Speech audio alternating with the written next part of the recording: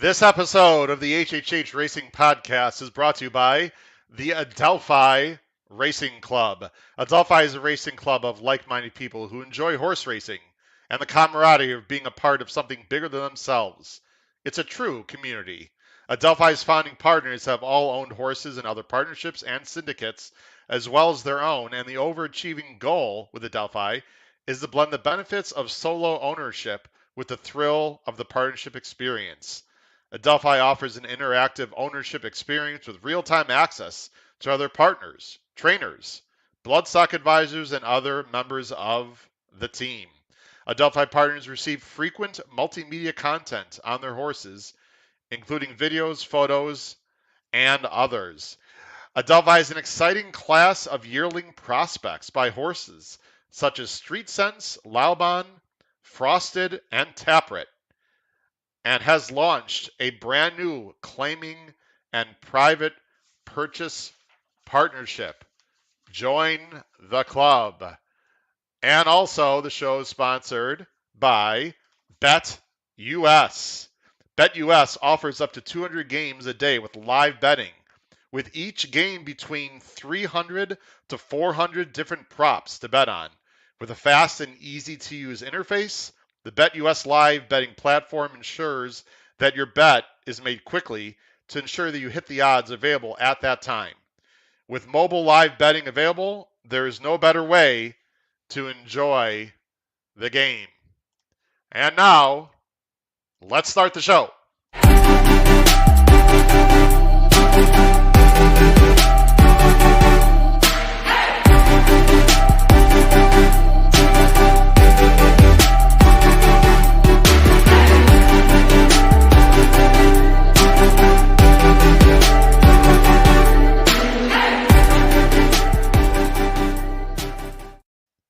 Hello and welcome to episode 119 of the HHH Racing Podcast. I'm your host, Howard Kravitz. Thank you very much for joining me tonight. This is going to be quite the show. I'm very excited. We are trying something new for the first time. I am tabbing it the Players Roundtable. Not one, not two, not three. I sound like LeBron. Not four. Four guests and myself. 5 people are going to be on the show here. I'm very excited. You're going to get a thorough dive and handicapping into Tampa Bay Derby Day this Saturday afternoon. Please make sure you subscribe right there on the bottom right-hand side of the screen. You guys know the drill. Then you want to hit that notification bell so you know when new content will arise. And then, of course, got to smash that thumbs up button so it'll tell YouTube this is a great show. You can follow me on Twitter on my name tag, @HKravitz. And in the scroll on the bottom of the screen, you'll see my email. Feel free to email me, hkravitzhorse@gmail.com. Now, with this new sort of format we're going in tonight, I'd really appreciate a lot of comments in the live chat, but also comments down below the video player. I'd really appreciate if you like this format, we'll get more people on the show. If you just like me with one particular guest, I really need your feedback, folks, so I know, because I want to bring the best content out there possible, and it's all about you, what you guys want, not what I want.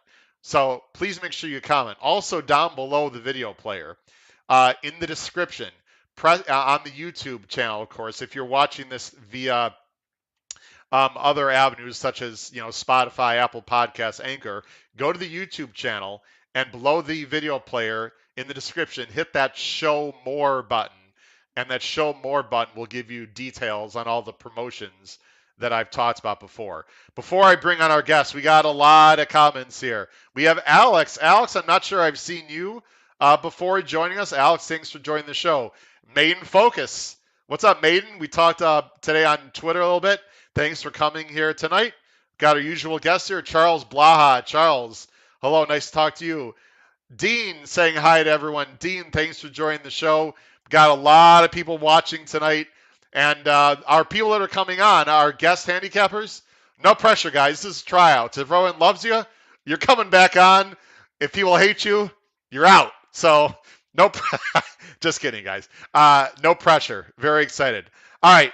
Guys, let's get right to it because we got a lot to talk about, ladies and gentlemen. Again, please make sure you comment up in the live chat so we can have the most lively conversation possible. I'm watching the list of people growing, watching live right now. Ladies and gentlemen, let's bring on today's guests in no particular order.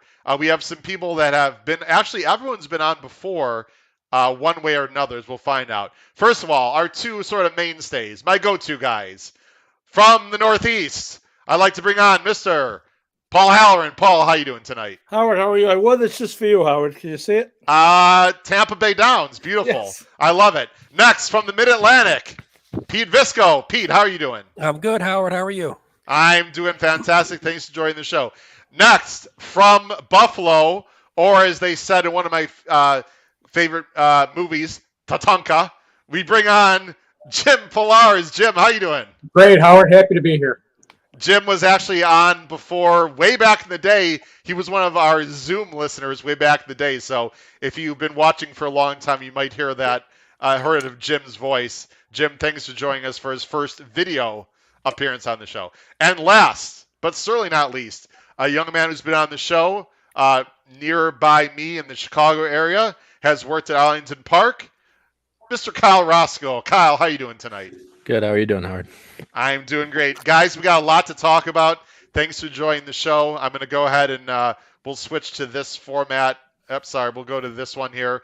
Just not because I want to be bigger, but just because I like the outlook. Gentlemen, here's what we're going to do first, and people watching. We're going to have a very quick Kentucky Derby discussion. We are in the midst of Kentucky Derby preps. The Tampa Bay Derby on Saturday is the last of the 50-point Derby preps. And guys, we're going to go in reverse order from what we're going to be doing in the pick five. That means since I talked last in the pick five, I'll be talking first. And for you viewers out there, very quickly, we're going to give our top three picks. And by the way, the people you see on the screen, folks, not only the viewers of the show, they're excellent handicappers. These are just not your just run-of-the-mill viewers who I just grabbed off the street. They all have experience in the game. So you're going to hear some excellent opinions. You've heard from many of them already on my previous shows. So, gentlemen, what I'm going to do is I'm going to also bring up something on the screen here. And for those of you watching live at home, hopefully it's not too small for you to see. And actually, as I notice when I do that, our other guests go off the show. Now, there's going to be a little bit experimenting, folks. There we go. That's perfect. So I want to apologize in advance to everyone. I've never had this many people on, and it was hard for me to see what it looks like. So actually, I think this looks pretty good, gentlemen. Let's see if I go full screen. That takes us off. Okay. So I apologize for some of the views. I'm doing a little bit experimenting as we go along. I think we'll keep it on this. So viewers and my guests, as you can see, or hopefully you can see, this is the current Kentucky Derby leaderboard by points. My guests, I also have that I'll show up the pool 4, because if you don't know, the Kentucky Derby wager pool 4 is actually this weekend as well. There are 5 total pools. So if we want to talk about some current prices according to the Kentucky Derby pool, gentlemen, we can do that as well. I'm going to go first very quickly. Here are my top 3 picks in order right now. Now, I'm not going by price, ladies and gentlemen. I'm not going to speak for my other guests. These are just if the race was run tomorrow, who I would like the most. The horse I like the most right now, guys, is Zandon. I really am a big fan of this horse. I wish I bet him at 80-1. I honestly meant to bet him way back in Pool 1. I just completely forgot. I talked about this on my show. If Zandon wins, it'll be one of my biggest betting mistakes of my life. This is a horse by trained by Chad Brown. Just finished 3rd. I love his upside. I think he's going to love the distance. He's very talented. I like Zandon a lot. My second choice is Epicenter, who right now is the points leader. I do have a future wager on him at smaller, $50, no big deal. At about 30-1, I'd be happy to collect 1,500. By far, Steve Asmussen's best hope, I think, so far in his career to win the Derby. And then third, I have Smile Happy. I think the Risen Star race a few weeks ago at the fairgrounds is by far the key race of the entire prep season, in my opinion. So I like Smile Happy. That was his first start off the layoff. I think he's talented. The last thing I will say, and by the way, everyone's going to do the same very quickly, just like I'm doing, the long shot, the bomb. There's a horse that is running Saturday. I think a few of you might know what I'm talking about. Running Saturday, but not in the Tampa Bay Derby. I have a pretty big future bet on him at 41-1. He's not even on that list. Command Performance is my long shot for the Derby right now. He's going to break his maiden Saturday, cross my fingers, and then run in a prep race. He's only going to get one shot at it. He's actually on this list as I scroll down. He does have 6 points from last year from the Champagne and the Breeders' Cup Juvenile. I think he's got a love upside. He's working well. That is my long shot bomb right now, Command Performance. Guys, I went a little bit actually longer than I'd like you to go. We're going to go in reverse order. It's going to be Jim, Kyle, Pete, and then Paul in that order. So, Jim, your top three and a long shot for the Derby. One quick point, Howard. They went to the point system in 2013. Since they've instituted the point system, no horse that has crossed the finish line first in the Kentucky Derby has been worse than third at any call at any point in the race. Wow. Okay. 2000. If you don't have front speed, if you're not first, second, or third at any point, you're not going to win the Derby. The 10 years prior to 2013, when we went on earnings base, no horse that had been in the top three had been anywhere near the finish of the Derby. Okay. The Jackrabbits have been taken out. Yep. Front speed, the cheap sprinters are no longer in there. So when I'm looking at Derby horses, you got to be able to get out of the gate. You got to be near on the front. And for that reason, I'm going to three horses. Forbidden Kingdom flew out of the gate in the San Felipe, opened up, ears pricked through the line. Classic Causeway today, or maybe a little foreshadowing of what I like a little bit later on. If he repeats what he did in the Sam F. Derby, Sam F. Davis, and runs wire to wire like he did, he's got the right running style. I'm going to throw a long shot in here that may or may not get in. A horse called Taba. Taba, I think it's pronounced. Yeah. Howard probably knows what I'm talking about. Oh, yes, I do. Maiden winner Saturday at Santa Anita. Yeah. Fantastic run. I actually had to look at it 2 or 3 times. Right to the front, challenged. One tap at the top of the stretch, exploded. Maiden win in 103, a 103 buyer at Santa Anita. Yeah. Reminded me of Justified. I think it may take the same path as Justified. Going to Oklahoma, running in one of those prep races, gaining points, getting into the Derby. The only question, of course, is the Baffert horse, and this one hangs over the entire Derby. So those are the three I'm looking at. My long shot actually is my third choice, Taba. I think I'm looking. He's not. So everyone, just to switch, just for everyone to see. Yeah, he's not going to be on the list. No, he's not going to be on the list. But this is the current. This is pool 4. So if you're interested in betting in the future wagers, I know it's a little bit hard to see, folks. I don't want to go full screen. I want to respect my guests and keep their wonderful faces on the screen right now. We'll get rid of their faces eventually, and mine, because again, who wants to see this? I don't know if people can see that. It's a little bit small, but those are the pool 4 right now. Yeah, Taiba was wow. Actually, I tipped Kyle Roscoe on Taiba. This horse was just working unbelievably, and I signaled him in a play in the contest, but actually didn't have the other race. I couldn't link them together. But all right, Jim, thanks. Let's go to Kyle. Kyle, your top 3 as of right now, and maybe a long shot people could look for. You and I spend too much together, Howard, I swear. Kyle, you might want to turn on the volume just a little bit, or maybe back up a little from the mic. Okay. Your booming voice is intimidating. Go ahead. Top pick is Epicenter. Epicenter in the Risen Star. I'm with Howard completely that the Risen Star is going to be, and probably the Louisiana Derby is going to be the key race, I believe, in these next coming weeks leading up to the Derby. Epicenter is just he took care of business. That's all you have to do. Granted, he did have a pretty easy going of it, but there's no reason why he can't, like Jim said, he can't get out of the gate, stay on the lead. My second one was also Smile Happy. He had a tough run of it in the Risen Star, but I feel like he's going to be the one that comes from the back and maybe gets up for a minor if he can't get to the lead. And third, I want to say, part of me so wants to say Mo Donegal, but I can't.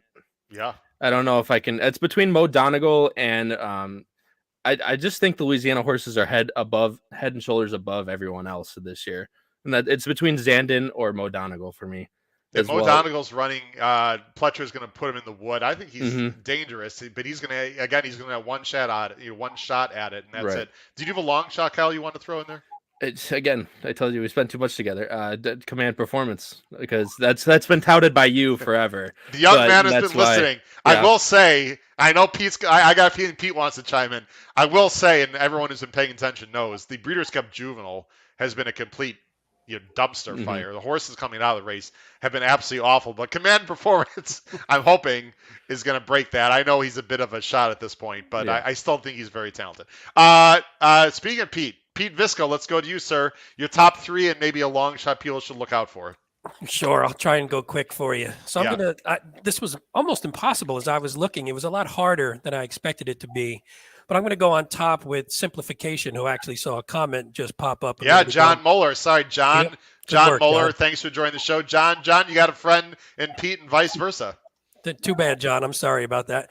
So I just like the versatility and the fact that in the last 2 races has run really well with bad trips, which the Derby is made for, running well out of bad trips. Now, the only problem is Simplification also didn't get out of the gate great. One of them was sort of the hold that got the hold that was put on them. But I just feel like a horse that can actually run on the outside a little bit, doesn't need a perfect trip, and can still run well is pretty top notch for me in the Derby.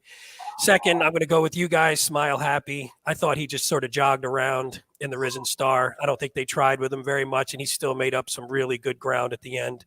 I just think he's talented, and he gets the win next time out, and probably vaults himself back up into close to favoritism. The third one was really tough. I was between sort of Forbidden Kingdom, just because lately the speed has been the key in this race. But I think there might be, for once, hopefully, a lot of speed. So I'm going to probably go with Morello and stick to the East Coast for once, and take a horse that's just improving, runs well. I know Aqueduct and some of the Aqueduct races aren't very good for the Derby lately, but that trend has to end at some point. So I'm gonna stick with him. Plus, it's a nice Italian sounding name, so There you go. let's go with that. And then sorry, go ahead, Howard. You gonna say something? No, I mean, Morello at 10-1. I mean, that is the most ridiculous. I'm sorry. I know he ran well in the Gotham. That was one turn. I mean, 10-1 right now on Morello. It seems crazy. Absolutely crazy. I wouldn't touch it in the pool. He'd have to be. Yeah. I mean, again, there's a long way to go, but for me, he'd have to be 20-1 for me to bet him in the Derby. Oh, 100%, if not higher. And then anyway, sorry, go ahead. Long shot. I was just going to say a quick long shot. I was going to go with Secret Oath at 85. I saw the Philly, just for the hell of it, even the though coach. I do not like Dwayne Lucas at all. But whoa. 85, we might have to go back to that comment later, but go ahead. 85-1 I saw on some Vegas site. So I'm like, if she does get in the Arkansas Derby and runs great, then she's going to be a hell of a lot lower than that. So worth a shot. Well, listen, the Arkansas right now is just wide open. It is not a very strong circuit right now. I don't know where the coach is going to go. She's fascinating. She's talented. I don't think she's as good at these colts right now, but who knows? Real quick before we get to Paul, some comments, main focus. No one's mentioned White Barrio yet, who won the Holy Bull and was flattered by Simplification, maiden. I'm not sold on White Barrio yet, but listen, he ran well. By the way, he worked fantastically. I think it was last week. So Siggy Mendoza, if you don't know Siggy, by the way, shout out to Siggy, is a great follow on Twitter. If you're on Twitter, follow Siggy Mendoza. I'm sorry, Siggy. Siggy, if you want to throw out your Twitter handle, I'll be happy to put it on screen. Siggy's a great follow. We'll get Siggy on the show one point. High Oak, boy, he fell, right? You see, he's one of the horses that he's okay. Obviously, he needed to start Siggy. I don't know about the distance. I have a lot of question marks on him, but he's in great hands. I think that's Bill Mott, if I'm correct about that. Let's see. All right, let's move on.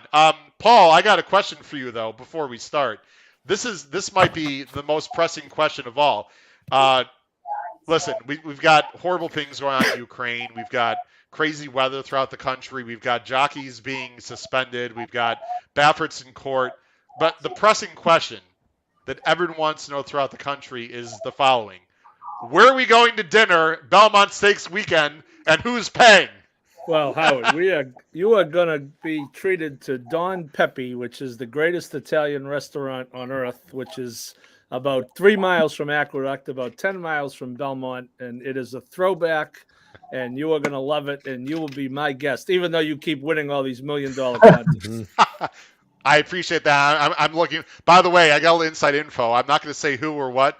I heard there was that someone wanted to name a horse Don Pepe, but they couldn't. I think it was taken or something. The So place is great. anyway, all right, Paul. Who do you guys your top three and maybe a long shot people Well, look out for in the next 6 Yeah, weeks? Here? I look at this, Howard, as not only who I think would win tomorrow, but who I think would win down the line. And there's still some Sure. time off. And I think that the horse that combines those the best is Epicenter, the way he is in form currently, but I think he still has room to improve.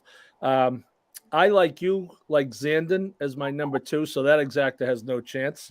I agree what everyone has said about the Louisiana path to the Derby, and I thought he's got 2 races that he could really improve off. And I have Forbidden Kingdom third just because he seems to be the best California horse available right now, not trained by Bob Baffert. So that's what they're. My price may or may not be a price after Saturday. My long shot play as of today would be Shipsational, the New York bred for Eddie Barker. That's as much of a hot play as it is a head play. You'd love to see a guy like Eddie Barker get in the Derby. He's got a Sorry to chance. interrupt. He has 4 points right now, but again, there's a long way to go, and because of the Baffert situation, you don't. I would say I was going to ask all you guys, but usually it's around 30. I think maybe 20 might get you in. Last year was 10, that's assuming, by the way. That's assuming no Baffert horses, and who the F knows what's going to happen with that. Last year, Brooklyn Strong, the New York bred, got in with 10 at the end with all the defections. So that was weird. You're right. If you pick up 20, I think if you pick up 20 with a second, this is 20. It's 20 for second this week, I believe. It is, and then it's also 20 for third. It goes 140-20 in the last leg of the prep. So you could finish third in the biggest races and also get 20 points, Paul. And 2 quick points, Howard. If my wild card, if I thought he were going to make the race, would be Jack Christopher. I saw something in the comments. It's unlikely. However, he does have 2 workouts in the last 3 weeks at Payson Park, and you got to wonder with this field in which no one is afraid of anyone. You wouldn't, if you had a good horse, you wouldn't be afraid to run against any of these horses. Yeah. If maybe Chad decides to take one swing for the fences in either the wood or the bluegrass, in one of those 100-point races, and if that's the case, I would be looking at him. And lastly, Howard, a little trivia you don't know, but Command Performance broke his maiden on closing. He ran second on closing day at Saratoga in a maiden race. I own a very, very small piece of a Zilla horse that was in that race. Oh, wow. So how's okay. that? That's pretty cool. By the way, it's not a major deal, but one of you guys, I'm hearing, whoops, sorry, I didn't want to do that. Hold on a second. I'm hearing a little bit of background noise as if someone's got a TV in the background, or no one has to it's not major, but someone's got a little background noise going. I don't know what it is or who it is, but if you guys have the volume up on your computer or iPad, or maybe there's someone around that is a TV, if they could maybe turn it down or something. I don't know. It's almost like a feedback kind of situation. It's nothing we need to stop the show with, but I know it's not me. So anyway, if someone could look into that if possible. All right, ladies and gentlemen, that was fantastic conversation. I'm not sure we have anything else to add other than the fact. So I'm just looking at screen. Other than the fact that I think most people agree the Derby is absolutely wide open right now. I mean, totally wide open. And I don't want to get in the whole Baffert nonsense, but to me, none of the Bafferts are blowing me away right now. Now, Messier ran huge last time, but, he also beat a horse called Slow Down Andy, who came back in Fairgrounds and was awful. So, you can get a big number at Santa Anita on the lead, and that's what Messier did. I'm not saying Messier is not talented, but really that's the only real Baffert horse, unless Jim's, Taiba somehow can win the Derby, off of, breaking his maiden, 8 weeks before, which, listen, that horse is super talented, but that would be a big surprise to me. So I don't know. we could have a whole show about the Baffert situation. By the way, I'm still hoping to get those either watching an excellent gentleman who writes for the New York Times and has been covering the Baffert situation. We're going to try to get him on the show. And the last thing I also want to say, speaking of the Derby, my friend and yours of the show, Matt Bernier, will be my guest next week. So Matt Bernier will be here live on the show. We're going to talk about Kentucky Derby preps. Please watch his show, Matt Bernier Show. It's fantastic. So Matt Bernier will be here next week on the HHH Racing Podcast. The show is going to start earlier next Thursday. Just quick plug. It'll be at 6 p.m. Eastern. Matt's got a family obligation, but he's able to squeeze us in next Thursday. Gentlemen, are we ready to handicap Tampa Bay? Are we ready to go? All right, so let's do it. So let me go ahead and pull up a few things on the screen here as we talk and I get ready for this. So Tampa Bay, now, guys, we got to talk about the elephant in the room with Tampa Bay, the weather situation. Let's just get this out of the way so 5 people don't have to mention it throughout the day here. I'm one of those knucklehead Weather Channel watchers. They got some rain today. Not as bad as they thought it would be. Basically, it's been really hot and dry and very nice in Tampa and Florida for actually quite a while in general. So they could probably use a little bit of rain. And that turf course, of which 3 of these 5 races are scheduled for the turf, is one of the best turf courses in the country. It's a little bit thicker and lusher, like sort of more like a Belmont, Arlington kind of turf course. It's not like cut very low. In fact, Chad Brown prefers to run his maidens at Tampa Bay over Gulfstream if people have been paying attention. So it's a great turf course. There's no issues with the weather absolutely at all tomorrow. Everything I see in the weather is going to be great at Tampa tomorrow. Of course, on the biggest day of the year, Saturday looks very dicey. It looks like, and I was talking to Jim before the show, it looks like 9 to noon-ish, maybe 8 to noon is when it's going to be worst. They say 100% chance of rain, so they're going to get thunderstorms. The question is how much and how bad. It doesn't look like it's going to be like all morning complete washout. It looks like it's going to be more scattered. And as I talked to Jim, and I'm sure my guests would agree, this is their biggest day of the year. If they can run at all on the turf, they're going to run on the turf. Plus, a lot of these races, when we take a look at them, folks, don't have a lot of main track only. So the management wants to run these on the turf. If they take these off the turf, I would have to assume it's just because it's unsafe. I mean, it would have to be crazy, crazy bad for them to take these races off the turf. And if they do, you're going to see very short fields. The last thing I will say, and I think it's going to be yielding turf. I'm expecting the run on the turf.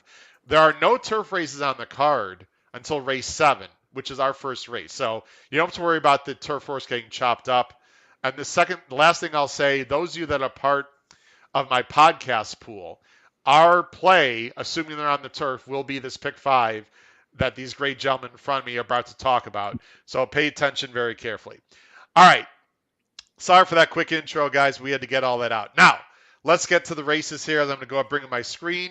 We're going to talk about race 7. And as you guys know, we're going to go in this order in terms of who talks first. And perhaps the longest, it's going to be Paul, age before beauty. We're going to, sorry, Paul. Paul's like, yeah, that's me. No, I'm getting there, Paul. Paul, then Pete, then Kyle, then Jim, and then I will start first for the last sequence, which will be the Tampa Bay Derby. All right, let's bring this up here, guys. Let me share my screen. And here we go. And okay, we all fit. I'd say it looks pretty good. And again, we will go full screen also. The other thing for you viewers, I'm going to do something a little bit different. Usually you see a banner across the screen. If I do that, I think Kyle's going to be out of the frame. And we all want to see Kyle's lovely mug. So if I do a ticker like this, that's better. Kyle, sorry, your tag is shifted up.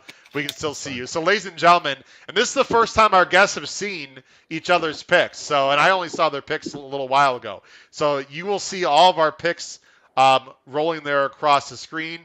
Paul, we're going to start with you. This is race 7, folks. The start of the pick 5 starts at 3:14. Every time I see that number, I think of pie. I'm a math teacher. Leave me alone. 3:14 Eastern Standard Time. It's the Hillsborough.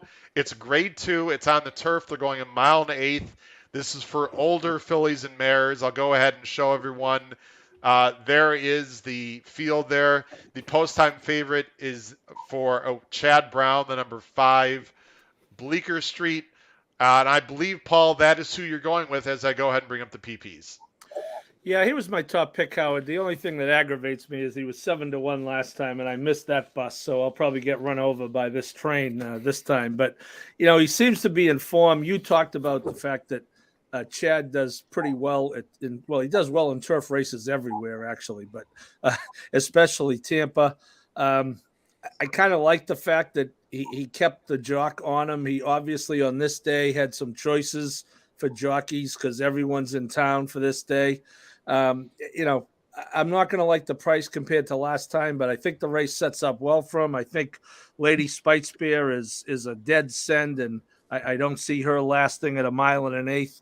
I think this horse who's coming off 2 wins at 1 1/16 will be even better at 1 1/8. And despite the fact the price is so lousy compared to last time, I am going to go with Bleecker Street, who it looks like you're going to show. Yeah, here, Howard. So this is the last time. Lady Spitespear really got a nice trip. Here's Bleecker Street, the 2, and Peter Brand. If you want to talk through, I don't know if you saw this race. If you want to talk about it, Paul. Bleecker Street's right here about to split.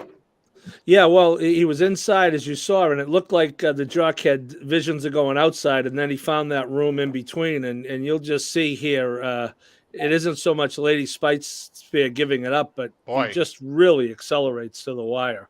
It didn't look like she started doing any serious running till after they straightened out in the stretch. And I just want to show the gallop out because, obviously distance doesn't seem to be a problem.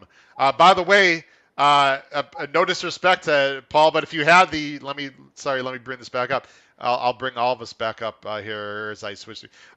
Those of you that buy into my race day blog, and I know there's some of you out there, I did have Bleecker Street that day as a price, Paul. If I could toot my own horn, I went off at 7-1. So anyone that paid for the very inexpensive $3 a blog got paid at 7-1 on Bleecker Street. That was one of my choices that weekend on the race day blog. Go ahead, Paul.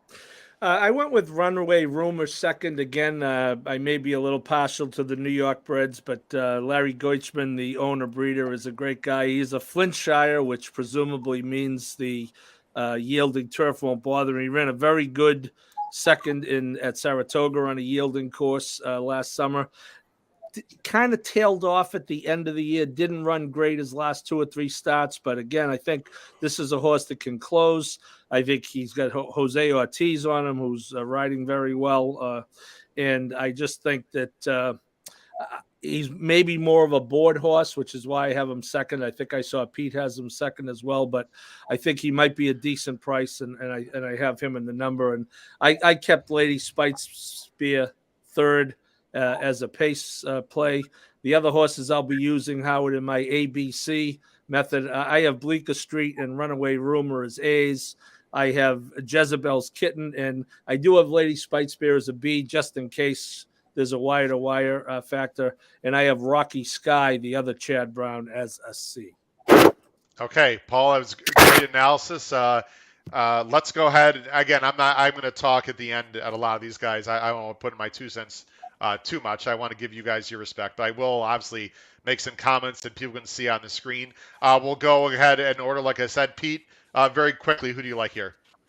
Yeah, my excuse me, my picks are the same as Paul, so I don't really need to go into too much. My only thought was I would looking at Bleecker Street as sort of a single because I think the other legs are pretty tough. So if I was going to single in this sequence, I would go with Bleecker Street. And then I one quick, I know you like the stats, so I'll throw you one real quick. Let's hit it. I had the 7 Runaway Rumor as my second choice as well. Okay. I looked it up. Abreu's 0 for 42 in graded stakes and, wins in graded stakes. So unless he's going to pop this first one of his life, then, or at least in the last 5 years, then, but I still like that horse, but I would just lean everything on the 5. Pete, I got a stat for you. Go ahead. I'm going to come back at you. Very, very small sample size. I want to see Abreu off the layoffs. Not good. 0 for 4. None of them really were a threat. So I just want to throw a shout out to everyone out there. I love Jorge Abreu. This is not what he does best, is off a layoff. So, well, it's funny too because I was just going to say, if you look on the PPs there where they got on the bottom, the jockey trainer, angle, and it looks like 32%, and so I was like, oh, that's pretty great. Yeah. And then you looked, Well. and they're 0 for their last 8 together. So another stupid small sample size, but it was just running a little cold as a tandem there. You got to look at it, but he's talented. I mean, he almost beat Fluffy Socks in the Sands Point. I mean, if she's ready, who knows? But also ran well on yielding in the Lake Placid in Saratoga. Just to bring that up also. All right. Again, we don't want to last the show for 2 hours. Let's move along here. Kyle, who do you like here in this race? I had the same thing. I had the 5, Bleecker Street. Just that the split down the stretch with the 16th left would look too strong for me, especially since the 3 is going to be a dead send, and then there's another horse in here that's going to be a dead send as well. I think the outside, probably the 9 with Hernandez, I thought was going to be going. Yeah. So I think that last race looks too strong, especially if he continues to improve as he has been. Sure. Then I had the 3, Lady Spite Spear, just to kind of be the one to last through the speed duel. Yeah. And from what I've watched in the past week of Tampa Bay, this is mainly on the dirt, but the turf a little bit as well. You tended to need to be closer to the lead, especially on the dirt, especially on Wednesday. I don't think I saw a single horse pass the leader during the stretch on the dirt at all on Wednesday. Again, could be caliber of racing, but I digress. And then I actually had the 1 in third. The 1 is Lovely Lucky for Albatrani. Yeah. And I don't think I'm not going to put her on top just because I'm not sure that she likes the less distance. I think she's actually benefits from going longer. You can see the last time she raced anywhere near this distance was back in 2020 at Belmont for her maiden win, where she broke her maiden, but only won by a nose. And like I said, against these, especially against like Bleecker Street, I think Bleecker Street's just better at the shorter distance. But I think if she improves a little bit off her last run, which was pretty decent, just outkick down the stretch, I think she can get up for a minor. Okay. I just want to mention again, she could get up for a minor. I think this feels to me like a prep for something else, and personally. And by the way, I won't give the detailed stat, but I looked it up also. Albatrani also not real good off the layoff, just to let everyone know. Jim, who do you got here quickly? You also like, boy, a lot of Bleecker Street. I mean, she does look tough in this spot if she runs her race. I really wanted to go to Lady Spite Spear. I love that horse. The key to the race is your horse. I won't take too much of your glory away from you. Rocky Sky will be the key to the race. Front runner from Europe off of a couple bullet works. If the horse can go to the front, again, I won't take too much of your time up, but that's the key to the race. And that's the reason I was afraid to put Lady Spite Spear on top in case they hook up. Bleecker Street, the best of the closers. Go ahead, Howard. Tout away. All right. Well, let me tell you why all you guys are wrong about Bleecker Street. Okay. No, listen. Bleecker Street's the horse to beat. I loved her last time. I mean, I picked her in my race day blog 7-1.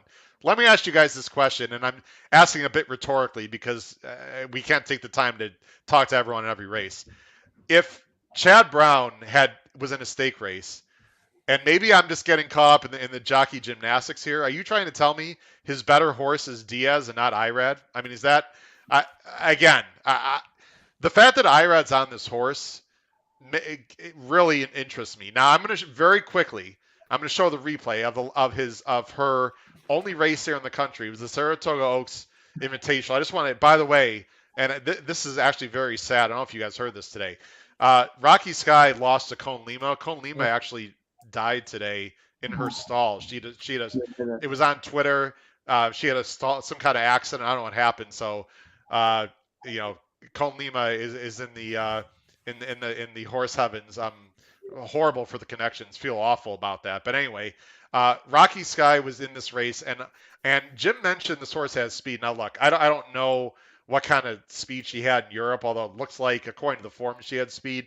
I just want to show something at the beginning here because, sorry, I forgot the number here on the 6th. Okay. She got bumped. I don't know if you guys saw that. Sorry, she got bumped. What I really want to show here, she's ranked and she's uncovered. You see how ranked she is right here, guys? Her mouth is like open. She's ranked and she's uncovered. 2 horrible things for a Euro. Really bad. She did not run well in this race. I'm not going to show the replay. Again, you can see how much she's pulling. She's really pulling hard, and she's uncovered, and she is wide the whole way around. Again, we're not going to show. I'm just going to, you can see, I'll just go, you see her in the green, she's wide here, uncovered. She didn't run well. I'm not going to show the rest of the race. She ran bad. Okay, there's just no 2 cents about it. But I'm interested in a few things here with this horse. Number one, you're gonna get a zillion better price on this horse than you are on Bleecker Street, probably. Number two, it's IRAD. Number three, these works are fantastic at Payson, Bullet Works. I think she's going to sit off the speed. She's bred, European bred, Irish bred. If it's soft, you think she'll be able to handle it. I don't know, guys. I'm trying to find an alternative to Bleecker Street. And for me, it's Rocky Sky. I don't think we're going to get 9-2, by the way. I think this horse is going to be like 3-1, but that's my alternative. I really have nothing else to say in this race other than I'm trying to beat Bleecker Street. And the reason why I don't like Lady Spitesbury, I mean, if she couldn't win last time, guys, how is she going to win this time going longer with other speed in the race? And I'm not sure Lady Spitesbury is even going to want this wet turf. So I'm very much against Lady Spitesbury, even though I have her third. She'd be like a C complete backup for me. Can I hop in there? For just hop in, second? and then we're going to go to the next race, Paul. Go so ahead. I think I agree and disagree with you. As far as the jockey gymnastics, I think you're overthinking it. Diaz is 4 for 4 on the horse, and we just saw him give him a good ride.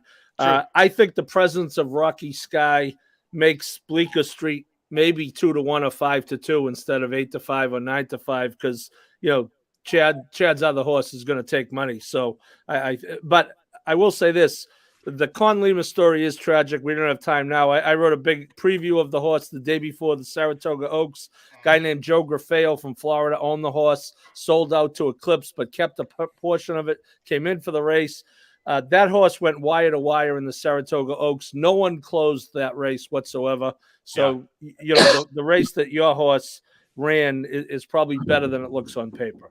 And very quick, Paul, for people that don't know, just tell them what you do over the summer in terms of your journalism background, real quick. Oh, yeah. Well, over the summer, I write for the Saratoga Special, and, we're covering all stakes races. So Joe Grafeo from Florida came into town the day before the race, and I had a chance to sit down with them and tell the story of this horse, which ran as a preview. And usually the horses I write about don't run very well. Hello, Divine Huntress. But this horse ran well, and what a real tragedy. Just in his barn, in his stall at Eclipse last night. It's horrible. All right, let's move on to listen. The news around the world is too depressing. Right? I shouldn't even brought it up, but when I saw Con Lima in the PPs, I had to, out of respect, say something there. Let's go on to the next race, and Pete Visco is going to start us off this race. This is race 8. This is a dirt race. And I gave Pete this race because maybe I'll have a Michelob after he picks the winner of this race. I don't know. It's the Michelob Ultra Challenger Stakes. It's a grade 3. It's a 1/16 for older horses on the dirt. I thought of a fascinating race to me as I try to get there. We go. Fit that perfectly. 9-horse field. I thought this was fascinating for a lot of different reasons. Obviously we're going to see the picks on the screen here in just a second, and there they are. We'll see the picks across the screen here. Pete, let's start. You're going to start us off. Who do you like here? Sure. Yeah, this was an interesting race, bringing in some of the familiar names from last year's Derby Trail and then a bunch of sort of new shooters and young up-and-comers. Yeah. But so I didn't want to be obvious and go with either Dynamic One or Greatest Honor. So I landed on number 9, Cody's Wish. I like the price, first of all, especially because Dynamic One and Greatest Honor they're not the most reliable. They've had some great races, but they're not the most reliable, and they're probably going to be the favorites. So I lean towards this horse, Bill Mott. It seems like his horses improve. He sort of works them through. And this horse, even under Mott, who's someone who sort of takes his time with some of these, I loved those figures last year. I mean, as a 3-year-old, hitting the low 90s is pretty good. And now picking up Saez, who should be relatively aggressive. And this horse is very tactical, so could sit off some of the speed in the race, runs a good style. And I did have a couple stats where So Bill Mott was 16 for 23 in the money, only 4 wins, but still 16 for 23 in the money in stakes races at Tampa, and also 8 for 24 wins and 17 for 24 in the money with 4-year-old and up winners last out on the dirt in the last year. So I was like, and I know that's I like to get in the weeds sometimes, and That's okay. And it's sort of silly, but it goes to what Mott sort of does. Is he sort of, as his horses get older and they get a little more experience, he sort of eases into them, and absolutely. So, and I just feel like this is one that if it improves, I mean, if it can improve on the figures from last year, now you're talking, potential high 90s, even approaching hundreds potentially, which is, could potentially be heads and shoulders above this field, and you're getting a nice price and good connections. I mean, Godolphin and Mott and Saez. So that was my top choice. And very quickly, second and third. And by the way, we'll keep the same order. So that means, Kyle, you'll be next. FYI. Go ahead, Pete. Yeah, second and third, I didn't get too creative. I went with Dynamic One. A little bit too with the off track. So Best Buyer ran a 97 on an off track. His two bad races were at 1.25 miles. So, shortening back up a little bit, and maybe that distance was just too much. And plus it was the Derby and the Travers. So obviously there were some other factors that made it tough. Had a nice bullet work in the mud. And then Pletcher, of course, I had him at like 39% first after 180 to 240 day layoff on the dirt. So he's just sort of a logical horse. If he could take a step forward and run back to what he did last year, then he definitely fits. And then last greatest honor, not a lot to go on here. He's just a good horse. I mean, he was a good horse last year. He caught a lot of hate in the horse racing world, I think, for no apparent reason, but he's just a horse that fits. Maybe I think he might get stuck a little too far back. You probably want to be up a little closer, but in this field, his class may be enough to sort of win it over. Well, I just want, as I bring this on screen, I do want to very quickly, I mean, Kyle made an excellent point about the track profile lately. Obviously, if the track is sloppy or wet, that could totally change everything. So, I mean, Kyle knows that. I just want to mention for the viewers, just, don't no hate mail to Kyle Roscoe if we see a bunch of horses, close, because, I mean, you never know. Usually if it's wet, it could help speed, but I mean, you never, because horses don't want dirt kicked in their face, mud, whatever. But I just want to bring the point that track profile could go completely out the window based on the how the way the track's going to play. By the way, real quick, Howard, on Greatest Honor, I just had one last thing. I saw that Shug I had him at 3 for 30 with this sort of layoff. I mean, you're talking from March of last year, so maybe that's not his best. So this was one that could maybe chunk up and come up, get like a second or third and run well, but not get the win. John Moeller, you guys, of course, will see on the bottom of the screen. I apologize to Jim and Kyle because you don't see your face, but John likes Cody Wish. Christine's a great viewer of the show.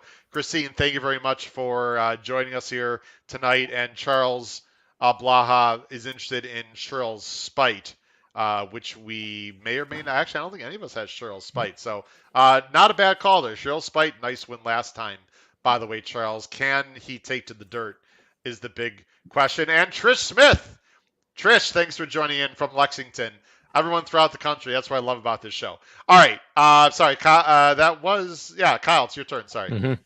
I mean, my top pick's Cody's Wish as well, and that was exactly what Pete said. That's exactly what I was having closed into 2 cold paces in his maiden break and his last one at Churchill, 2 very cold paces, and he ended up getting up. Yep. Especially in the last one during a long sustained run. That's those blue numbers, everyone. If you're not familiar with time form, again, we've talked about this. Sorry, Kyle. Just want to mention these blue numbers means it was a slow pace. Closing into a slow pace is always very impressive. Go ahead. And winning. So good. Second I had Greatest Honor for the same reason as well. Yeah. Dynamic One, for me, I was either picking one of the two. I was either picking Dynamic One or Greatest Honor, and I had to pick one of the two, trying to beat the 2 favorites that haven't raced in over 6 months. So Greatest Honor. Talk about the 8 a little bit. And by the way, guys, just so we can move things along, and I'll take the blame for this. You don't have to talk about every horse in your top 3. If things have been mentioned already, you just want to go quickly to one of your top 3. Completely up to you guys, just so we can move things along. You've got the 8, and Kyle is going to hope that he's hot because he wants to be scalding hot. Oh boy, Howard. What do you like about this horse? Boy, he's sharp for Shug, huh? Yes, and exactly. He's going to take a big step up as well. But again, that's cold figures. In the last race, ran an 89 buyer, was able to close and lengthen his lead going through the stretch. 2 races back, broke his maiden on an off track. So off track could easily help this horse as well. both Great times point. at 3 to 5. So Yeah. take a shot trying to beat, like I said, before I picked one of the two that are taking the 6-month layoff. We're taking a shot with the other two. A $400,000 purchase. Yeah, For a been sired Grandview, by so. Nyquist out of a Medallion d'Oro mare, so nicely bred. Jim, everyone can see your picks on the screen. Is there anything you want to add to what the gentleman said? You like Yeah, Dynamic One on top. Yeah, I think it's the most wide open race of the pick 5, and maybe one that you can spread a little bit. The one horse I have that maybe hasn't been talked about yet is Wolfie's Dynast Coast off the rail. Yeah. I think there could be a little bit of a pace advantage here. The horse is 2 for 2 in the slop, wire to wire in the slop both times. Buyer top coming off of. There is some little bit of outside speed, but I think Wolfie's Dynast Coast is much faster than that, and the track profile just may carry him to the end. I'm a little bit against Cody's Wish, just in the fact that the 3 times that he's won his last 3 races have been pretty weak fields. He was heavily favored in all 3 races. None of the horses that have come back that I went back and took a look at have really come out and distinguished themselves. So there's a little bit of a question of class for me, and that's why I have him third. I will briefly, as I bring us on screen, I like Cody's Wish here. I really do. I don't think we're getting 8 to 1, by the way, boys, at all.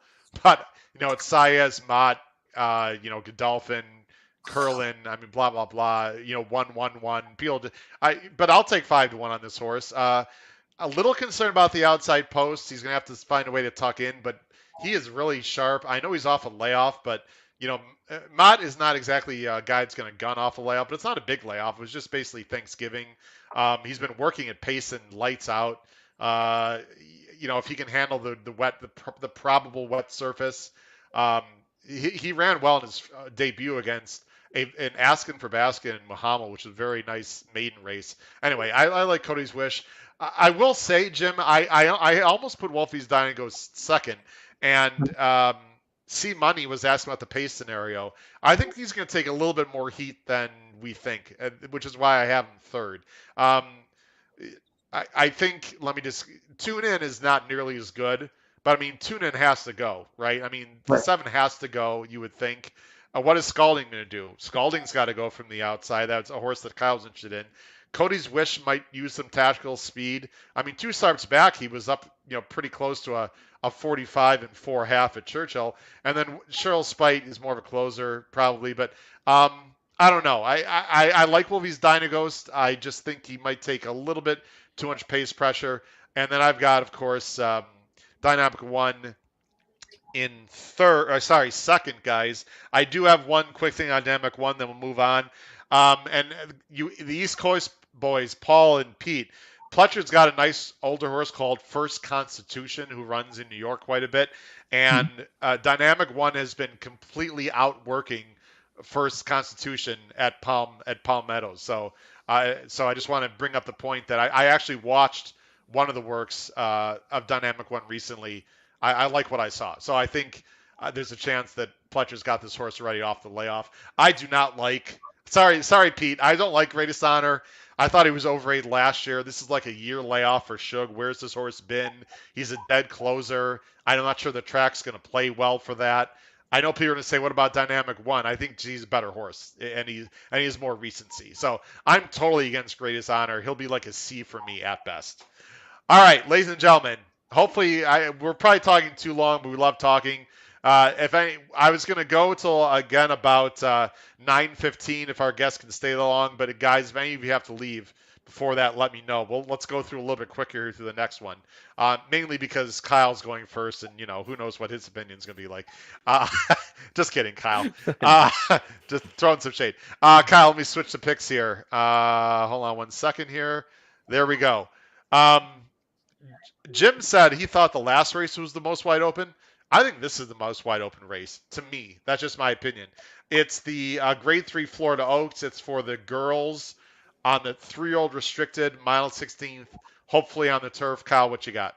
And again, if it's anything like when we're together, who knows what's going to happen. But I went with Ambassus for Grand Motion and Manny Franco. Last race was granted closed into a fast pace with Paco, but he lost to Opalina, and we all know Opalina's last race where she came back and won the Kitten's Joy pretty decisively. So, well, actually, sorry to interrupt. Opalina just finished second to. she did. Blank now. Darn it. No, she's got a race. I looked it up. She just ran last weekend in my contest. Yeah, to She Spenderella. ran a good second to a horse I liked, Spenderella, in the last race at the Gulfstream. But your point is taken. Opalina is in very good form. You can see Opalina's last race right there on the screen. Go ahead. I got so much on my brain. Sorry. No problem. But yeah, She's so a I good went with horse. Ambasus on top again, Yeah. working well as well. So Yeah.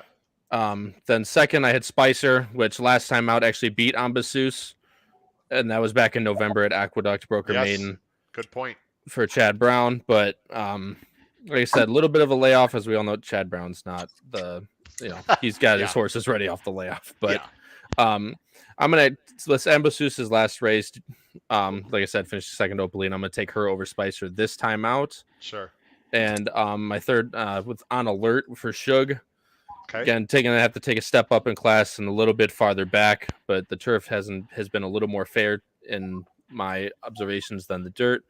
But like I said, maybe get up for a minor for Shug on the class up, but we'll see how it goes from there. Yeah, this you got 8-1. It's $500,000, by the way. This horse cost. Bred by the Oxleys. I know a lot of guys there on the screen are very familiar with the Oxleys. Jim, who do you got here? Howard, once again, we're on the same horse. Dulce Zell from France. Comes out of a sire that's a grade 1 winner from France. Ran well in the BC when he came to America. The sire did. Comes from Longley in France with, the off track or the soft turf. Should be right up its alley. A little bit of sprint in the dam. But again, you got Irad, Chad off the layoff. I really think this horse almost sticks out. And that's why I think maybe this race isn't as wide open as some of the others. Wow. Again, I do like Kyle's 9 a little bit, and almost anything can run third. I took a small shot on roughly a dime in the 2-horse. Bobbled terribly at the start of last race, got completely knocked out of the race. The week before with the same rider at Tampa, ran a nice closing race, and with the post might get a nice stalking trip. So, but I really like the 3 quite a bit in this spot. Okay, going with the Ford. By the way, a private purchase for Dub and Madacat stable, so very well intended, but off quite a long layoff here. Who I believe it's Paul, correct? Is next? Yeah, I kind of agree that I don't think I think the previous race is much more wide open than this. Okay. I will be trying to get by with Team Brown here in my multi-race play with maybe a little Shug as a backup. I have the 8 third, but I really think there's 3 Chads actually. There's a maiden Chad, so you better keep him in too, because Chad's third choice has won many times. But I think it's pardon me, the Chads. Let me start over, Howard. Graham Motion on top. And the other 2 Chads. I'm sorry, I got a little. No problem. Well, Graham Motion's pretty darn. By the way, Graham Motion shipped out to California and won a few weeks ago. A horse I really liked. The name escapes me. He's a Hall of Fame nominee. Certainly rooting for him to get in, and just one of the class guys in the game. Yeah, and by the way, Clement's another trainer that's up for the Hall of Fame. Should be slam dunks for both of them. By the way, Spenderella, Kyle, was trained by Motion. So Spenderella also. Yep. Listen, hold on a second here. I'm wrong all the time. I've said it a million times. I try to be humble. I gotta promote things when things work out. Spenderella on the race day blog. I think she was dropped down to 2-1 in the last race at Gulfstream, but ran huge. She's a very nice horse. And then you've got the 2 Chads we already talked about. Dulce Zell. Pete, anything you want to mention in this race? I'll just say one that didn't come up was the 5 Sweet Duchess, 10-1 shots. You're getting a little bit of a price. The one thing I liked or actually the 2 things I liked is this horse really improved once got on the turf, and it was the Tampa turf, obviously. And then in both those last races also added Lasix and has Lasix again. So I like the combination of the improvement off of, at least there's something that points to the improvement, and the combination of the Lasix, the movement to the turf. So I like that one if you're going to sort of squeeze in a price as well. Listen, our viewers are following here. There you go, Paul. That's the name of the horse. Orica, I believe. Thanks, C-Money. Yeah. Down the hill. I didn't see that race, but very impressive. Really, no, maiden. well. I'm pretty sure Spenderella. I'm 99% positive is Graham Motion. I I don't want to take the time to look it up, but if someone wants to look into that, I'm pretty sure Spenderella's Grand Motion. In fact, I'm 100% positive now that I think about it. Okay, is it my turn? Is that everyone? It is my turn. Very quickly. Oh, I got the Jim. You can stay on the show. We got. Beautiful. Listen, I do not speak French. I do not have intel. All I know is a few things. It's IRAD. It's Chad Brown. It's a private purchase for Dub and Madacat. The horse has been working consistently at Payson. Has got a real nice work last time in 48 breezing. I'm guessing could show some speed. I don't know if this horse can get the distance. I have no idea. You think he could handle wet? I don't know. I mean, but actually ran first time on soft ground and was horrible. But soft in France is not soft at Tampa Bay. Like soft at France, they don't even run in the United States. So that's like bog times 50. So guys, it's a total guess on my part. The one horse that like no one's mentioned, that Pete's got third, and I got to mention this horse, although the morning line is ridiculous. A little Love and Luck. Now, I'll say this. I would never take a 7-2. Mike Deeney is sneaky. Kyle knows Mike Deeney, Chicago guy. He's raced a lot of Arlington. He can sneak up with a winner. And what I like about this horse the most, guys, there is not a lot of early speed in this race. I have no idea who's going to go to the lead. If Paco's aggressive, like that's the craziest thing to say, right? If Paco aggressive, seriously, why can't this horse like just walk the dog on the front and win at 5-1 against a field that, I don't know.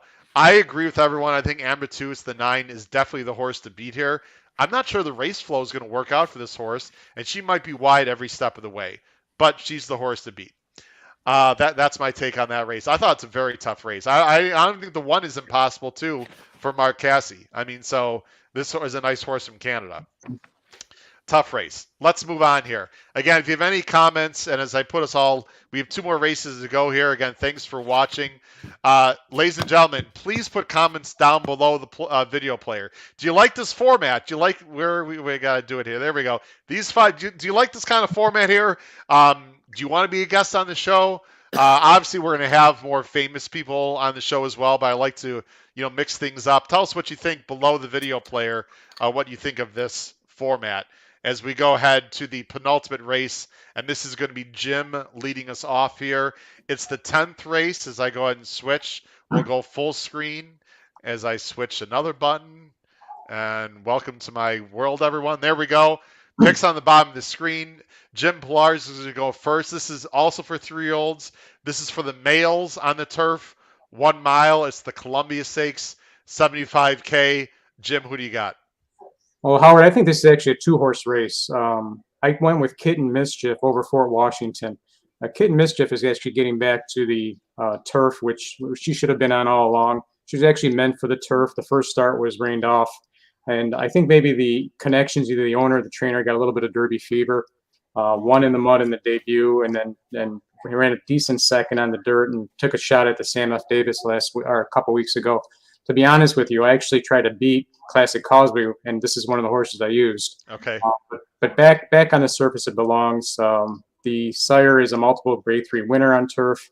In the Mischief, of course, can get anything. 14% turf routers. The buyers on dirt, the transfer to the buyers on turf. I think this horse is going to have a terrific turf debut, and I think is probably the horse to beat. Fort Washington, I think, is the only other main candidate. The only hesitation I have is that the fields that Fort Washington beat were a little bit weak. No next out winners have come out of there. I've been working really strong, though, a couple bullets to get ready. Castellano, again, for Shug off the layoff. I think Fort Washington has got a big shot to be there as well. Those would probably be A horses for me. If on the chance that the rain doesn't come as predicted, and the turf is a little bit firmer, I think a sneaky horse could be the 2-horse Wake Surf. This is a horse I've followed from his debut race. The debut, he started as a mile on yielding turf at Keeneland. It was a brutal day for turf front runners that day. All the turf collapsed, the front runners. He ran tough right to the end. He was in my watch list. Came back in a very salty maiden special weight on dirt, and 2 starts back actually got for the first time, I think, what the horse wants to do. Firm turf. went wire to wire, beat a very, very good Chad Brown horse that ran second. And again, last time again off the turf. If Wake Surf gets the fast turf front runner, could maybe just walk the dog, get to the front, and maybe not be caught. So if the horse Wake Surf, if you see the 70 by or 2 starts back on that firm turf where he beat, like I said, the Chad Brown horse, a terrific race, and just a step or two forward from that, I think could be something that could take the horse all the way. So again, you got to watch the condition of the track, and again, just if I was surprised by the 92. I handicapped this last night without the morning lines. I really thought this horse was in the 10 to 12 range, and I still think that the horse will drift to that level at race time. So if just for a long shot, if it dries out a bit, but I think you can get out of this race with both the 3 and the 6. Okay. I'm not even going to talk at the end. All I want to say, Jim, is I thought your analysis, and by the way, not because I have him, I have him on top. That is not why. I agree with you. I'm going to go put us on the screen because I'm not even going to talk at the end here because people can see my picks. Jim Pilars, I agree with you 100% with everything you said. I think they got Derby fever. I mean, it's like you just stole my notes from my. Looks like you come back again, Howard, huh? What's that? Looks like I can come back again. I can be. Yeah, he can come. Well, if he wins, I mean, no. This horse absolutely wants to be turf. By the way, Jonathan Thomas is an excellent trainer. I know Pete and Paul could speak to him specifically because he runs out in New York. Anyway, I agree. I have nothing to add in this race, Jim. Totally agree. Let's go to Paul. Paul, any thoughts in this race? You got the 5 on top for our man Christophe Clement. Yeah, I had some trouble with this race. I also think this race is unlike the last one. I think this is fairly wide open. Clement is obviously good off the layoff. He's going from Asmussen, but he's going to Clement. It's Irad. He did not run at all in his last start. Obviously, something was amiss and required the layoff. I think he's going to probably be higher than the 7-2 morning line because of all the good points that you guys made of the other horses. So I landed on him, but have very, very tepid feeling about the race. I mean, the horse has got a lot of speed, but he's awful. I didn't know what to do with this horse. At first, Paul, I had him sort of higher up. I'm like, he's just really hard to trust, isn't he? I mean, I don't know. He is. As I said, this would be a race. I'll be in my ABCs. My play will look like alphabet soup. I'll have plenty of A's, B's, and C's on this race. They're very good. Pete, any thoughts in this race? No, I'm on the ones that we've mentioned. Fort Washington, I had on top. I had some, Shug has some good stats, and I'm with you guys on the 3. I really like the 3. Jonathan Thomas was 13 for 53. It's a 25% dirt to turf. So, for a horse that's sort of bred to the turf and looks better on the turf and has a trainer who's good going from dirt to turf, that's a pretty deadly combination. Yeah, I will say I watched both the replays of Fort Washington, everyone could watch them. They were both those races. There were a lot of horses clunked together at the end, which usually indicates not a very strong race. But with normal improvement from last year, and by the way, owned by Peter Brandt, who usually has his horses with Chad, so I was fascinated that he's got this one with Shug. I think this horse got a lot of upside, so I'm expecting improvement if Fort Washington can handle the turf. And by the way, look at those works at Payson. Really, really good. Kyle, anything you want to add before I mention one quick thing? We go on to the last race.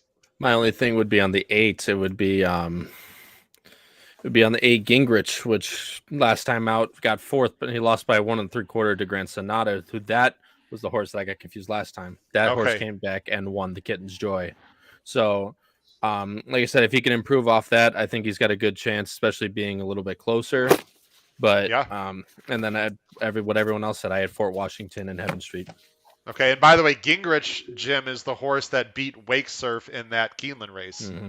Just to mention, I don't know if you saw that, Jim. So the only thing is he took advantage of the race that day. It was closers all day. The front was really tough, so I kind of upgraded Wake Surf because of that. Okay, let me throw just some crazy horse out there, guys. That if this horse wins, I want viewers at home, if they agree with me, to at least have this horse somewhere. The number 9, Electrostatic. very briefly, I'm not going to show the replay, had to wait in behind horses quite a while and exploded late. Now you say, Howard, it was a 59 buyer. Let me go ahead. It was a 59 buyer. How explosive could it have been? Well, remember now, this race that Electrostatic ran was in July of his 2-year-old year. There's no reason why this horse can't jump up 10, 15, 20 points with normal improvement. And the other thing I'll just mention, Arnold Delacour and Sammy Camacho, really good combination in Tampa Bay. And, you know, Delacour, who's a very sharp guy, I know everyone here on the screen knows him. I mean, he could easily run this horse in N1X, right, guys? I mean, he doesn't have to throw him into the wolves into a stake. To me, this shows a lot of confidence, a lot of confidence. I don't think Electrostatic can beat this field, but folks, put this horse underneath maybe as a very interesting price. I just like the intent, and I like the replay that I watched, even though the fig was slow last summer. Electrostatic, just want to mention him. All right, ladies and gentlemen. Howard, the Colonial Downs form from that meet last year has held up pretty well, too, to further buttress your point. Okay, there you go. Thank you, Paul. I appreciate that. Ladies and gentlemen, let's get on, and I'm going to put us all you guys good for 10 minutes here? 10-minute convo, we're good? All right, let's rock and roll. These guys, well, let's talk for half an hour. Who cares? All right. This is the last, the Tampa Bay Derby, which I'm going to start with the conversation, ladies and gentlemen. Again, we have a lot of people watching live right now on YouTube, on Twitter. Thank you very much for everyone watching. I really appreciate your support. Please make sure you subscribe on the bottom right-hand side of the screen if you haven't done it. And also comment down below the video player, especially if you're an experienced viewer, if you like this kind of format. And again, we'll have Matt Bernier on next week. The Tampa Bay Derby, which I'm going to talk about first. The last 50-point prep, it's 50, 20, 10 are the points that horses receive. We talked about the Derby at the beginning of the show. That's why I wanted to do it, folks, is because these races are hugely important to see who's going to go to the Derby. So, ladies and gentlemen, let me do all my switching around here as I switch that, and I'm going to go ahead and go to this, and I'll go to our picks. You guys ready to see each other's picks? Who did Howard pick on top? You know, you want to take a guess? You want to throw a name out there, guys? Any guesses? Giant Game. Is it the favorite? Giant Game. Ooh, maybe we'll see. No, it's not Giant Game actually. All right, here they come on the screen. I went chalky. Hooray. I went chalky on top. Everyone's going to see on the screen. This is, of course, the Tampa Bay Derby. It's a grade 2, 400,000. They're only a mile and a 16th, so it's a little bit shorter than, you know, some of the Derby preps, or especially the ones coming up. It's a field of 12 as of right now. Big field. You can see our picks on the bottom of the screen. I'm gonna talk briefly. Classic Causeway, let's see, Kyle's got Classic Causeway, Jim's got Classic Causeway. This is the moto horse. I mean, he's 8-5. I really liked the way he ran last time. Now, the Sam F. Davis last time was supposedly a race where there's a ton of speed. It didn't quite develop. That being said, I want everyone to notice a few things on the PPs here. Even though it's not color-coded red, which surprised me, Kyle Roscoe, because if you see guys here on the left side, you see a bunch of C's. That means it favored closers. Usually when you see a race that favors closers, you're going to see a color-coded red. So that confused me a little bit, Kyle. When we get to you, I don't know if you have an opinion on that. But anyway, there was speed in the race. He ran fantastic. He won by 3. He did it easily, beat Chip Sensational, who, by the way, I'm completely against in this race today. I love the post. There is other speed in this race, but on paper, here we go on paper. On paper, there's less speed in this race than there was the last time. He's been working well. He likes the track. It's IRAD. I mean, I don't have a lot of things to say other than he just seems to be the moto obvious horse here. Underneath, I have horses that a bunch of you don't, so I'll be brief. There's Giant Game. I have a video I want to show everyone. So I'm going to take our ticker off the screen. I'm going to bring us on screen. Giant Game, sorry, I need to bring the PPs up, sorry. Giant Game ran horrible last time. Horrible. I want to talk about that last race briefly. He ran well as a 2-year-old. I liked him the Holy Bull. He was awful. What happened? He displaced his palate. What does that mean? I've got a very quick 45-second video, if you guys don't mind. Last week, in case people didn't see the show, I had Scott Hazelton on. I also had Simon Bray from TVG, former Grade 1 trainer. I'm going to show you very quickly, folks, a clip. This is Simon Bray and I discussing what happens when a horse displaces his palate, which is what happened to Giant Game last time, what that means and how it can affect the horse. This is going to be, sorry, I got to, sorry, 1 second here. This is going to be Simon Bray talking about what happened to Giant Game last time he ran. Simon, this is where I love to have a trainer on the show. Displaced his palate last time. Very briefly, tell everyone what that means. And he had surgery, by the way, right away. It's a pretty minor surgery, and he's been working well. But tell everyone what that means, displacing a horse's palate, and how that can affect that horse during the race that he ran.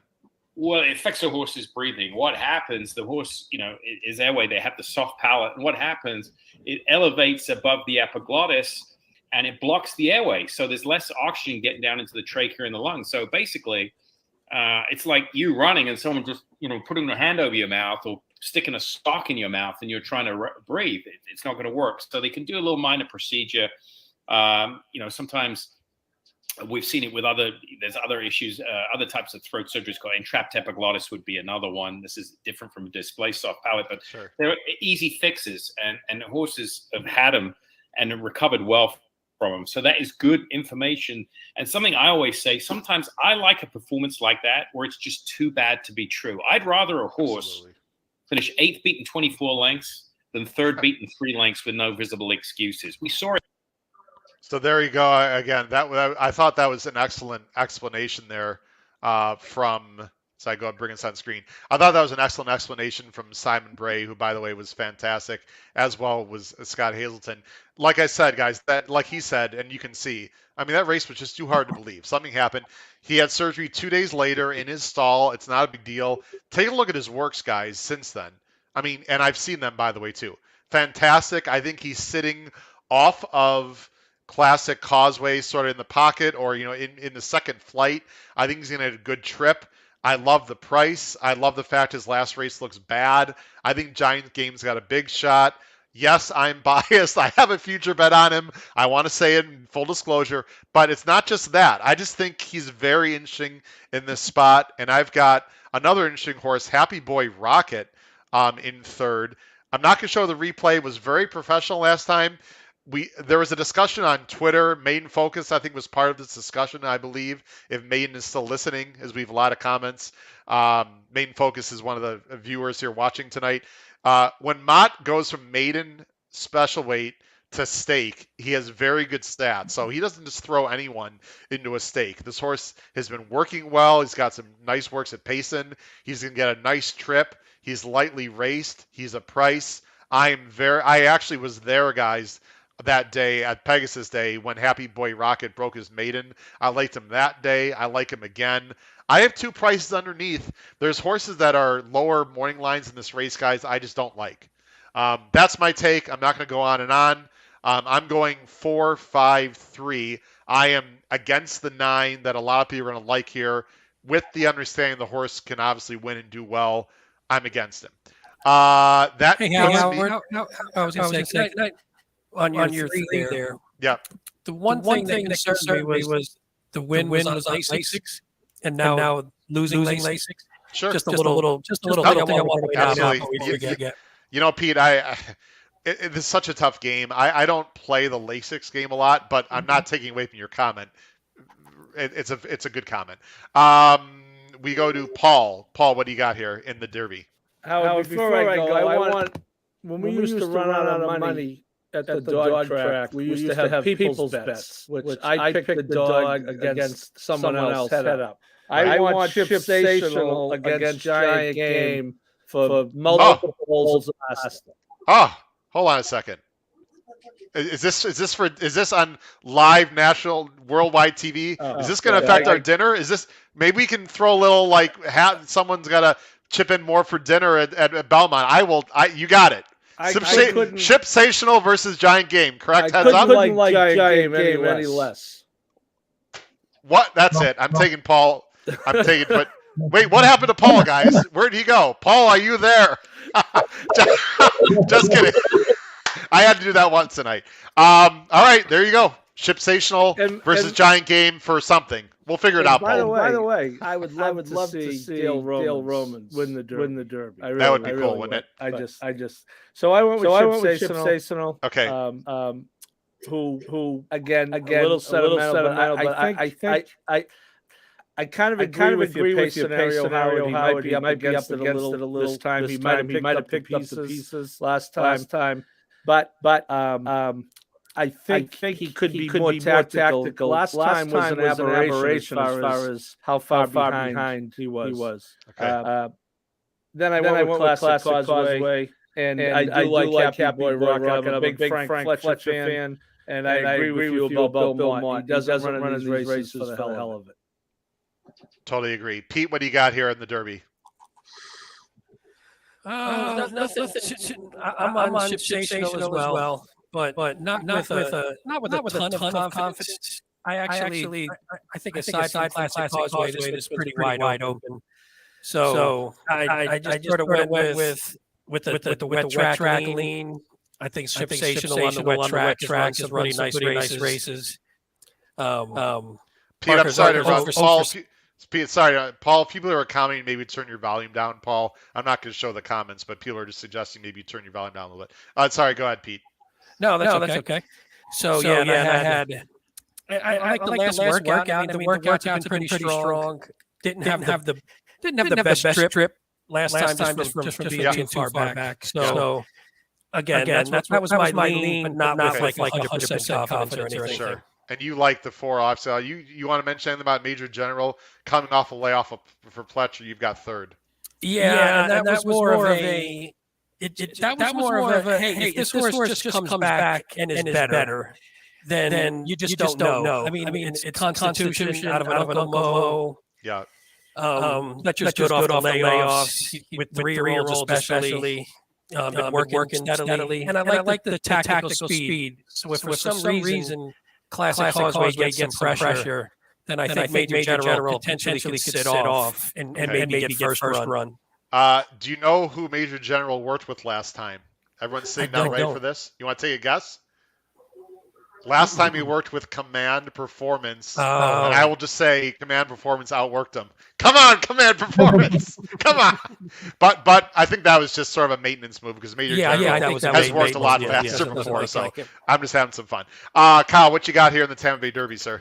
So I have the 4 as well. I think that last race being the prop, being situational, just looks too good for this, and also with my the track bias that I or not a bias, but you know what I mean.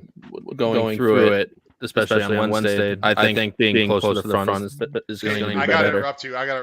The listeners are saying the echo is really, really bad. I don't know why it's that bad. Hold on a second.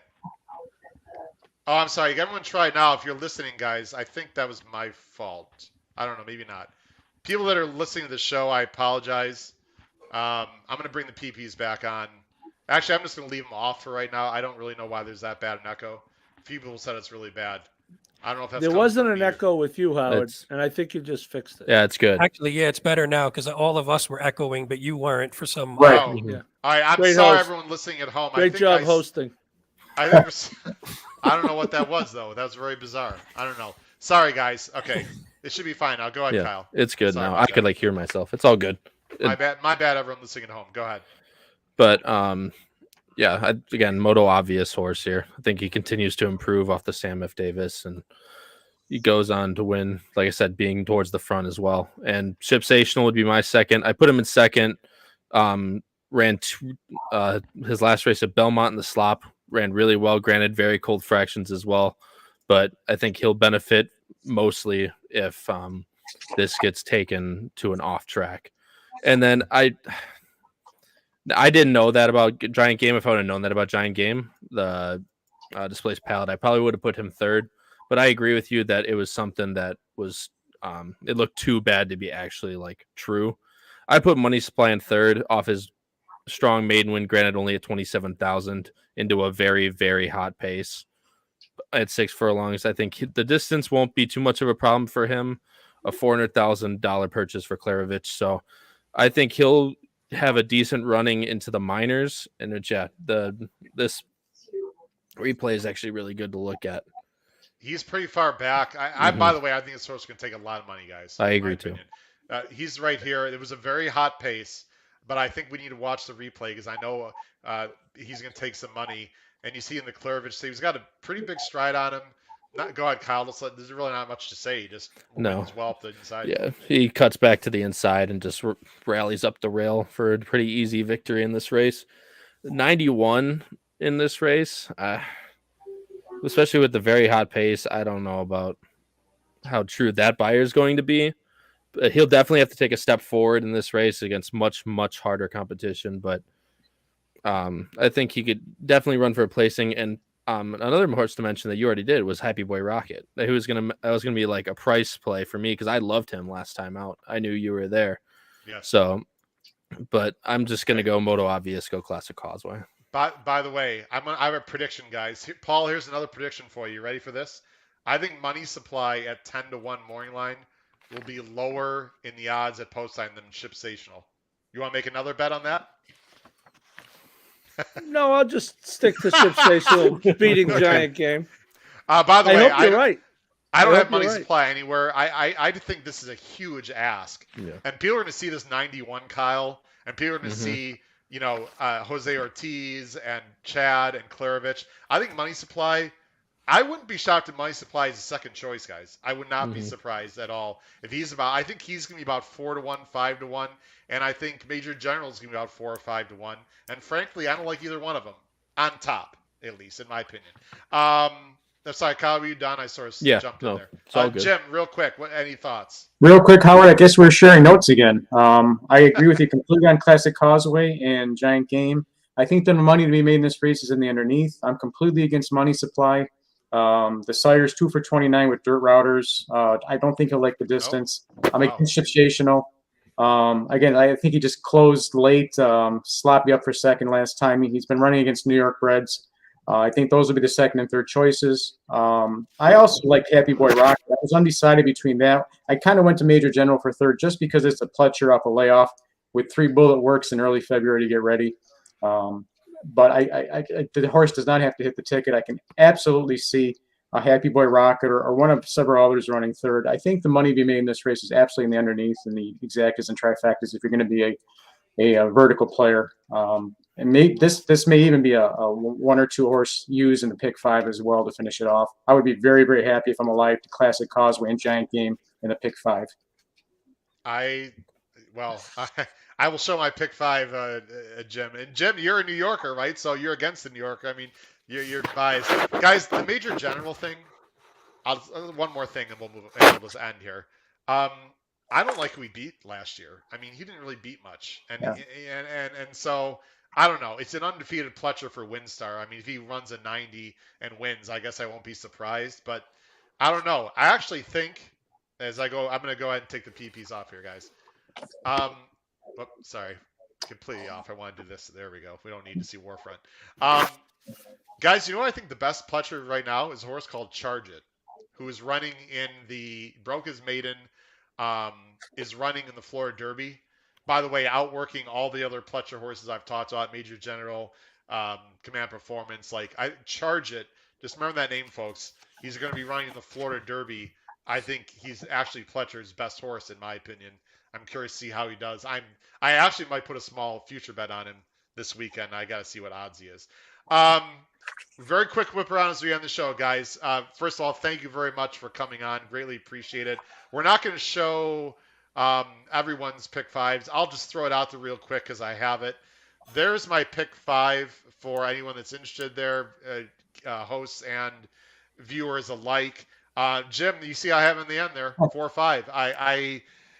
I think Classic always is going to be tough. I'm fascinating Giant Game. I'm against a lot of the outside horses.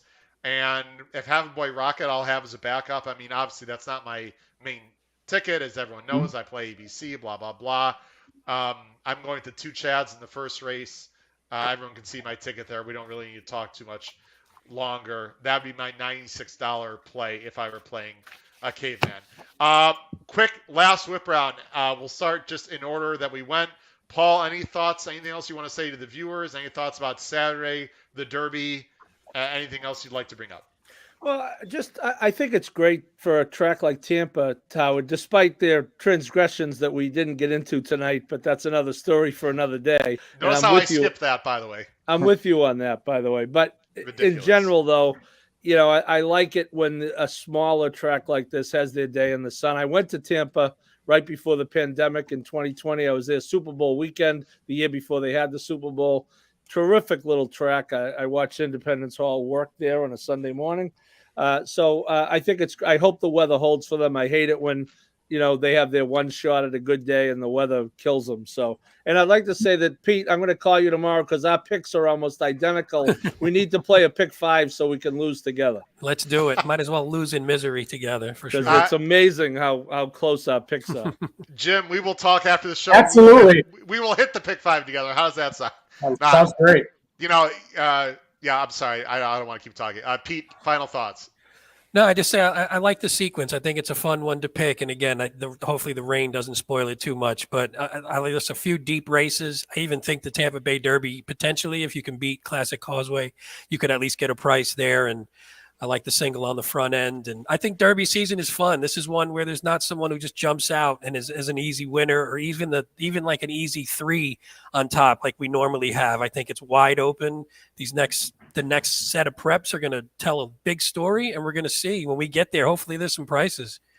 Absolutely. By the way, Janet, thanks for joining the show. A little love for Kyle. Kyle, listen, the guy knows what he's talking about. I would say wouldn't have him on the show otherwise.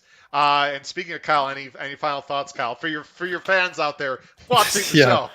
Yeah, they used to call it the Arlington Fan Club. But no, really, again, like Pete said, it's a fun sequence, and like Paul said, it's always like feels like an Arlington day almost, where you get that little shine of light on lesser known tracks. So should be a really fun one to go into. Yeah, I am worried about the weather. I mean, again, they're only taking off the turf if it's just torrential. So let's just hope and pray it's not too bad. Jim, you get to wrap it up from our guest standpoint. Are there any final thoughts about Saturday? How is our Buffalo Bills going to win the Super Bowl next year? Any thoughts? Well, first of all, my wife Carolyn completely agrees with Janet. She looked at the 5 of us, and nothing personal, man. But looking at Kyle next to the 4 of us, looks like a chiseled Greek god. So, absolutely, Wait a Janet. minute, this is I got the sharp.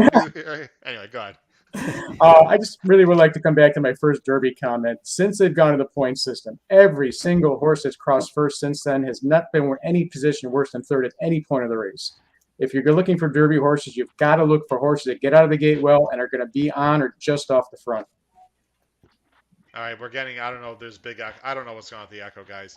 I've never had an issue with the echo, so maybe it's just best that I just end the show here. I'm going to leave you guys on. Again, I apologize for any tech issues. I'm going to just pull the mic further away from me here. Sorry, Christine, about that. I'm going to leave you guys on here as I bring up a banner to end the show. Again, really appreciate everyone coming on. If you enjoyed the show, ladies and gentlemen, or you didn't enjoy the show, please comment down below the video player and tell us what you thought. Next week, we have Matt Bernier coming on, my friend and yours, to talk about Kentucky Derby news and also about a nice card a week from Saturday at Oaklawn Park. This has been episode 119, everyone wave, of the HHH Racing Podcast. Good luck at Tampa Bay this Saturday, everyone. Take care. Good night.